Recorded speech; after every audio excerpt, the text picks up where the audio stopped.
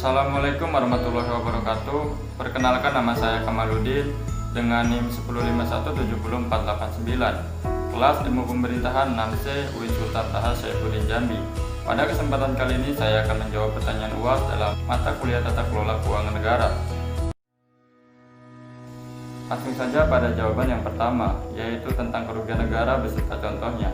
Menurut Undang-Undang Pasal 1 Ayat 22 Tahun 2004 tentang Pembendaharaan Negara yang menyatakan bahwa kerugian negara atau daerah adalah kekurangan uang, surat berharga, dan barang yang pasti jumlahnya sebagai akibat perbuatan melawan hukum baik sengaja maupun lalai.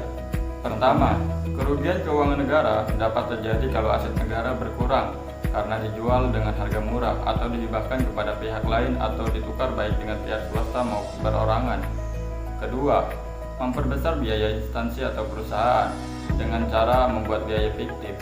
Ketiga, hasil penjualan suatu perusahaan dilaporkan lebih kecil dari penjualan sebelumnya.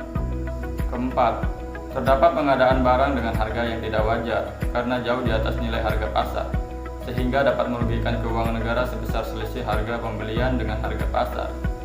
Kemudian jawaban nomor 2, menanggapi konten video tersebut, menurut saya itu jelas sebuah tindakan yang melanggar dan menyebabkan timbulnya kerugian negara.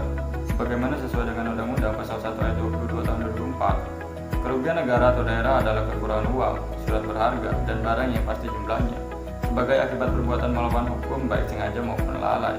Menurut saya, kejadian tersebut merupakan permainan yang sudah terorganisir ataupun sebuah tindakan konspirasi yang dilakukan oknum DPRD serta pihak terlibat guna memperoleh persenan dari anggaran APBD.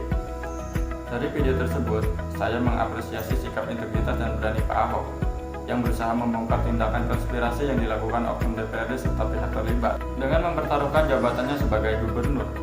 Karena tindakan yang dilakukan oknum tersebut tentunya telah memberikan dampak bagi kesejahteraan sosial masyarakat serta perlambatan pembangunan, perbaikan sekolah, pembangunan kantor kelurahan, dan lain-lain, sebagaimana yang disebutkan oleh Pak Ahok dalam video tersebut. Oleh karena itu, diharapkan penegak hukum serta pihak pengawas berwenang semoga lebih jeli dan tegas terhadap tindakan-tindakan tersebut, agar tindakan seperti ini tidak terulang lagi di kemudian hari. Guna meningkatkan kualitas pengawasan APBD, seharusnya pemerintah memaksimalkan e-budgeting agar masyarakat juga berperan dalam pengawasan dan lebih transparan. Kemudian jawaban nomor 3, jika saya seorang kepala pemerintahan, saya akan mengevaluasi anggaran yang ada ataupun anggaran yang akan dibelanjakan.